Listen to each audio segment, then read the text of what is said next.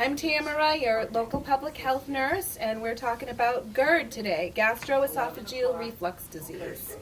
I was looking about what to talk about because, I'm trying to come up with different things, and Susan and I realized that the week of Thanksgiving in November is actually GERD Awareness Week. And so GERD is just an acronym, and so the G stands for gastro, which refers to your stomach. The E stands for esophageal, which refers to your esophagus, and that's that food tube we talked about. And the R refers to reflux, which means something coming back up. And then the D is disease or disorder. So that's why we decided to talk about it, because it's that National GERD Awareness in Thanksgiving. Plus, we all eat a lot usually in that time of year. All right. So then, what is GERD? The first part in your handout just talks about what it is. And so you guys will have that obviously to reference. But basically, what it is what we were just talking about in that quiz, those gastric acid juices that are in your stomach. Even there's certain chemistry in your mouth. Remember that question that said, where does digestion begin? It actually starts in your mouth. There's something called amylase. It's an enzyme that actually breaks down the starches and the sugar. So when you're chewing, you're actually starting to break down some of the beginnings of some of that digestive process is starting. Then you swallow, the food goes down your esophagus. It's a muscular tube, connects your mouth to your stomach, and then your stomach is where the bulk of those juices are getting churned up and they're starting to get more digested, and then the absorption happens in the small and the large intestine. Most of it in the small intestine, that's why it's so long, 22 feet. Large intestine is more dealing with water balance.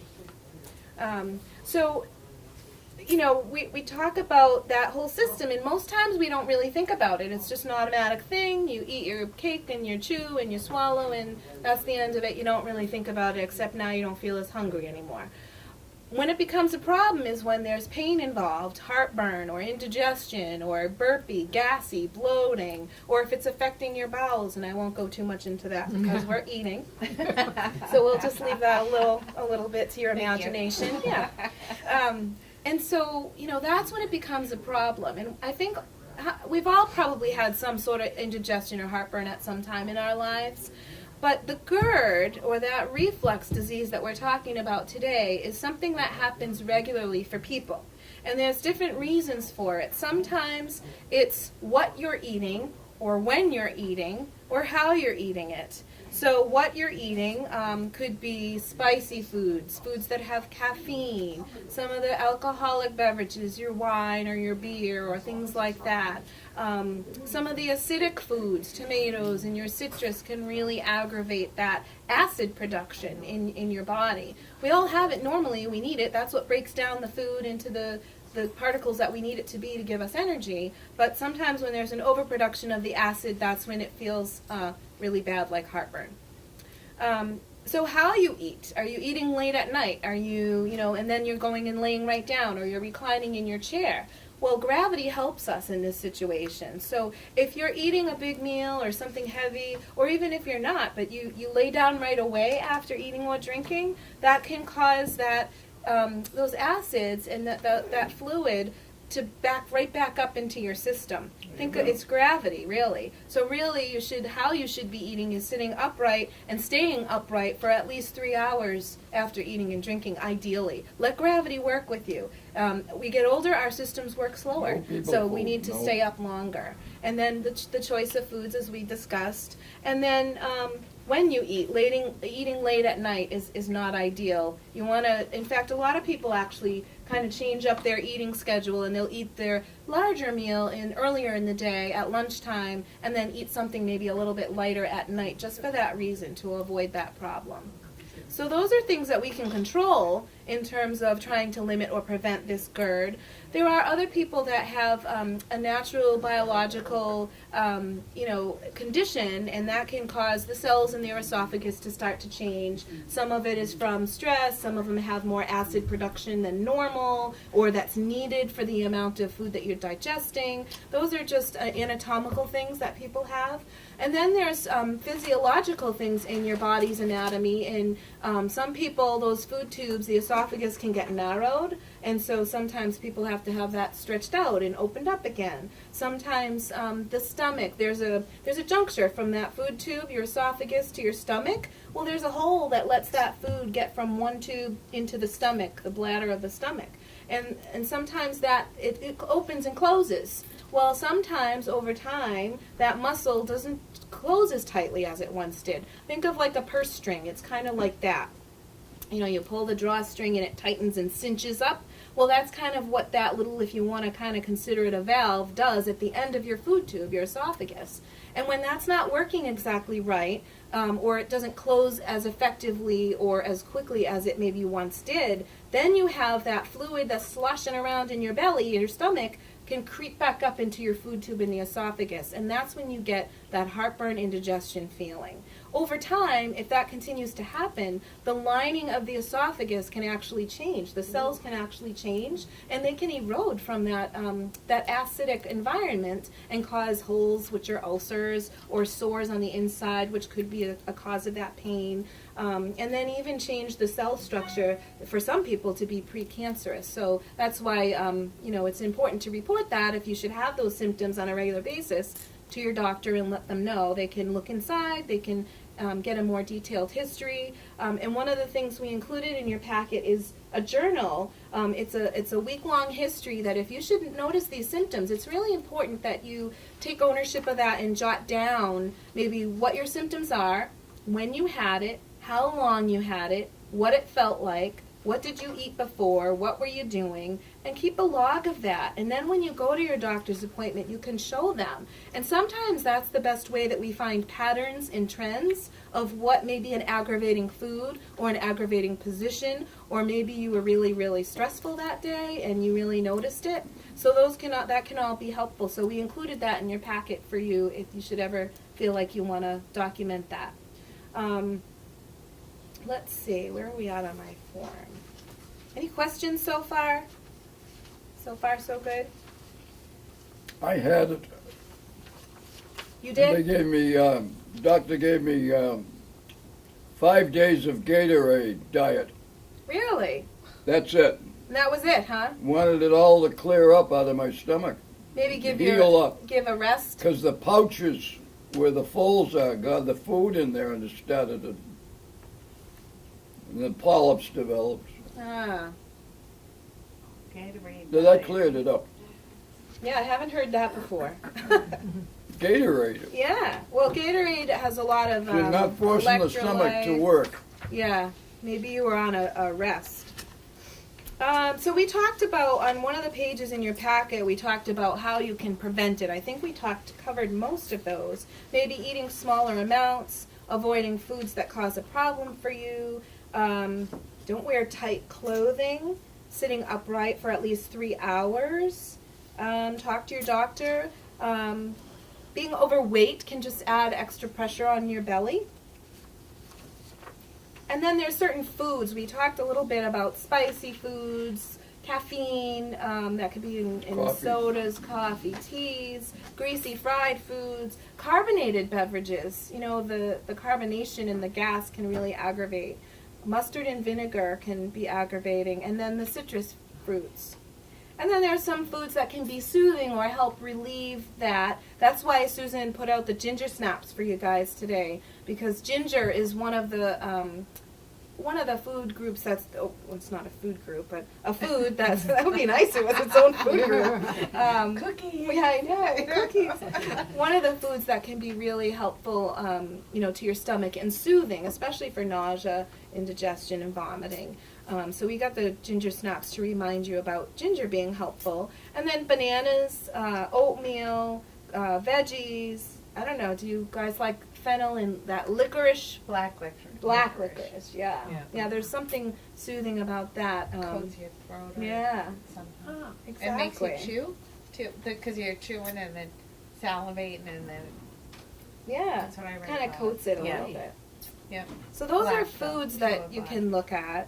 And then I think too, you mentioned sometimes once you have that discussion with your doctor, There are medications out there. I would just caution you before you do any over-the-counter medications, because some of them do interact with maybe some of your prescription medications, or there's a timeline between having taken an antacid or something and maybe one of your medications. So always just be aware of what your medications are and what you should avoid around or near the time of those medicines. Sometimes it makes it not work as well, or usually it's that case that it just makes it not be absorbed in your body as well. So you just want to be careful of that. And I find that a lot of times people get in the habit, they don't even realize they're eating the Tums or the Rolaids or the Mylanta or Maalox like candy, and you don't even realize it's become a habit, and you do it all the time. That's a problem, and that's not normal. That should be a conversation with your doctor. You know, you know what? I didn't even realize I'm eating this all the time. I'm putting Tums in the lasagna. Right? That's the joke, right? Well, seriously, I had a friend that took Tums, and she ended up in the hospital. They didn't know what was wrong with her, but she had a stroke.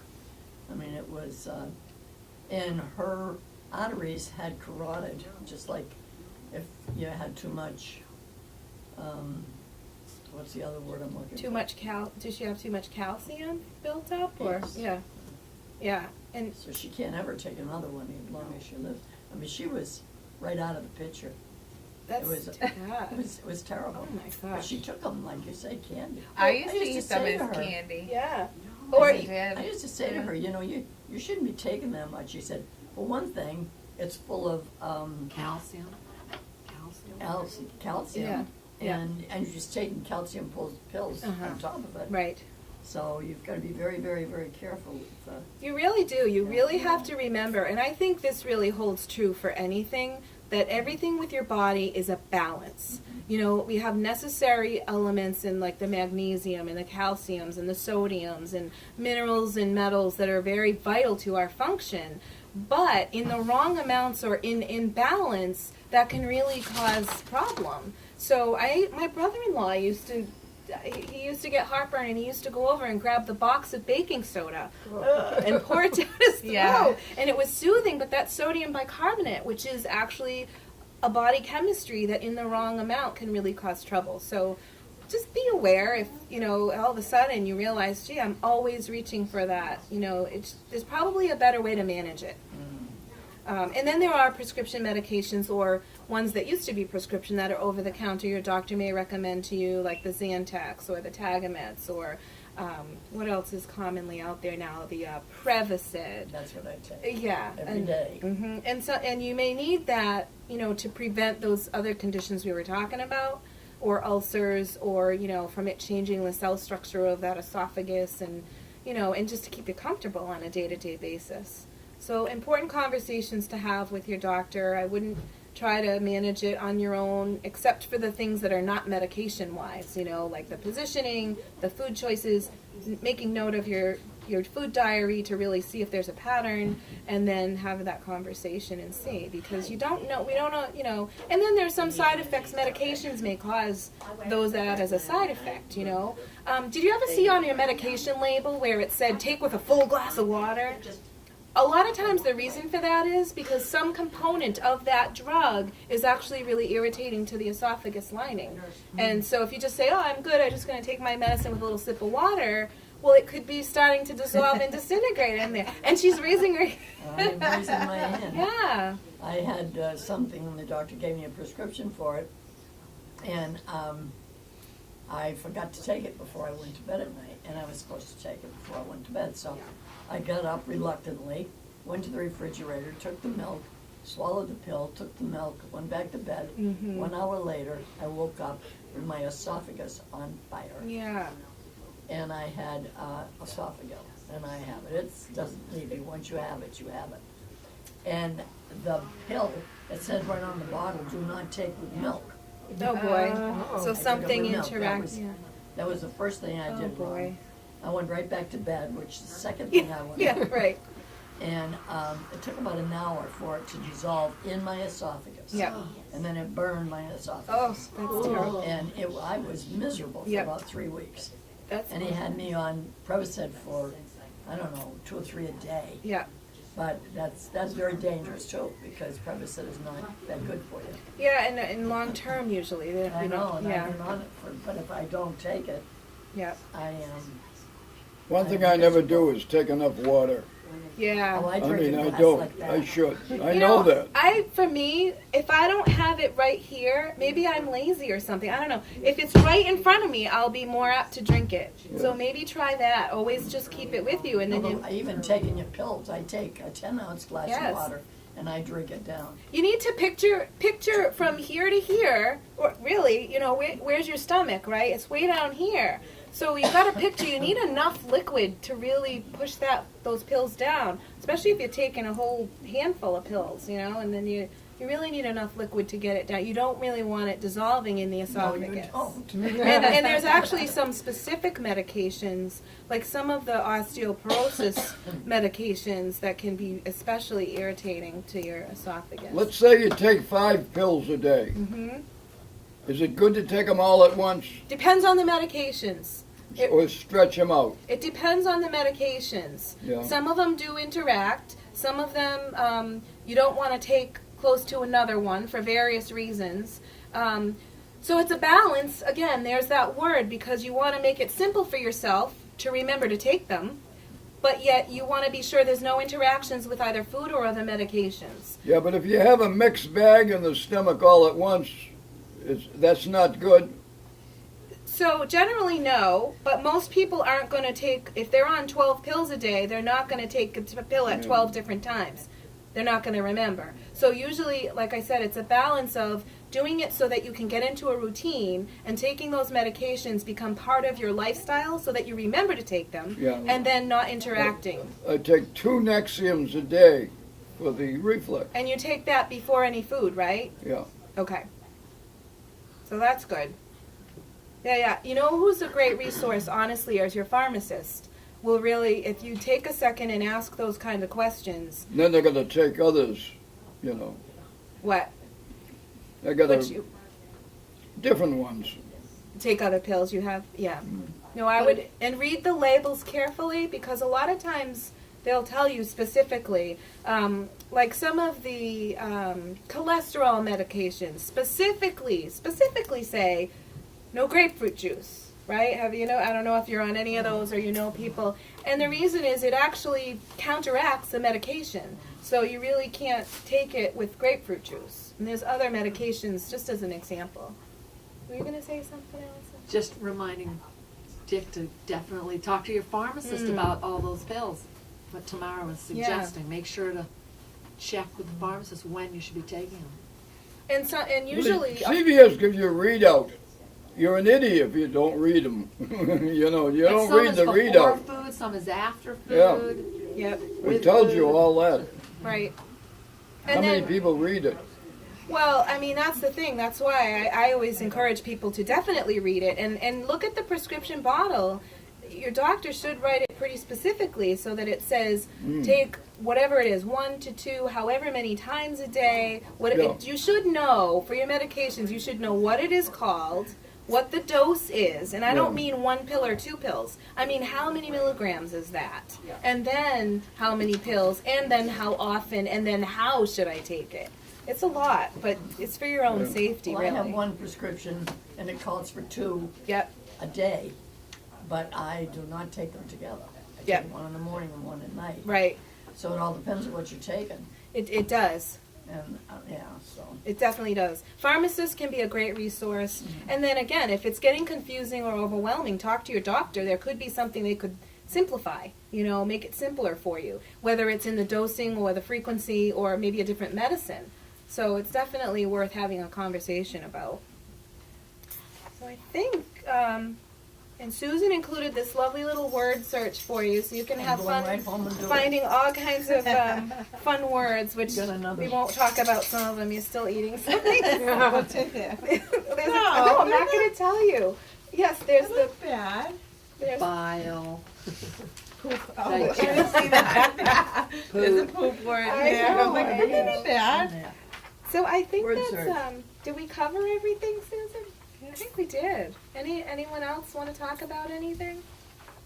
If you go to a restaurant and you order fried food, You don't know how old the grease is, you don't know what temperature. You don't know what the oil is either. Yeah. You know, some oils, and then I know some people talk about like Chinese food with the certain chemicals, the MSG and different things, or and for some people, some things bother and trigger it, and other people they'll eat the same thing and it doesn't bother them. So that's why the food journal is important too, because what might be troublesome for someone is not for you, or vice versa. So.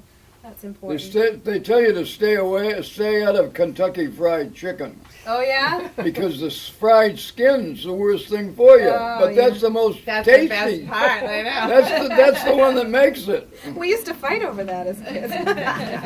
I know. What about, what's it called, the hiatal hernia or something? Yeah, so there's But doesn't that trigger it can GERD if you have a... It can, like hernia, yeah, because there's different hernias can be, and a hernia is really just a bulging of a muscle. So it could be the intestines, it could be the stomach, it could be the esophagus, depending on where it is in your body. That's all it really means. But unfortunately, depending on where it is, it could cause different problems, like mechanical problems, right? If you think of your digestive system, in a sort like a plumbing system, and if something's bulging into where it shouldn't be, you're going to get a block, or you're not going to get a nice flow of that acid the way it needs to be going down and not back up. So that's the whole reflux What part. is it, the disease that you get at the very bottom that they have to get on your throat with a camera? I'm sitting here trying to think. So that test is called an endoscopy. That's when they go in and look. I know, but what And is it they're looking for? So they're usually looking for, looking at the lining of the esophagus to see if there's any ulcers or sores on the inside, any hernias, and also the other thing they're looking for obviously is any kind of precancerous or cancerous conditions or And lesions. what is that? What's that? What's the name? Barrett's esophagus? Barrett's. Barrett's. Couldn't Yeah. think of that. Exactly. Barrett's It's quite disease. common. It is actually more common, and some people don't have symptoms, but some people do. And so that's a condition of the esophagus lining where the cells have actually changed in their anatomical structure, and they're different now, and they're actually precancerous. And oftentimes people will have symptoms of indigestion and heartburn with that. So they need to be monitored more closely and really be strict about all these little things that we say, watch the caffeine and the smoking and the alcohol and all of that, fried foods and spicy foods and that kind of thing. But yeah, it does, you have to be careful with that. But that's what they're looking for usually with those kinds of testings. And the hiatal, is that the word? Hiatal hernia, Is yeah. that up Yeah, in your hiatal It's hernia, lower that's what they actually, call right? it. Like I I'm think pretty where sure. the stomach Because I meets. think on a test they said I had it, and so they asked if I had Oh, really? any heartburn and I said or indigestion. I'm like, no, I don't at all. So you can have something on a test, but you don't have symptoms of it or something. That could be exactly right. Or maybe it's what you're eating and your lifestyle. It could be that. But I also know people that have had the Barrett's esophagus and never had Symptoms or anything? either.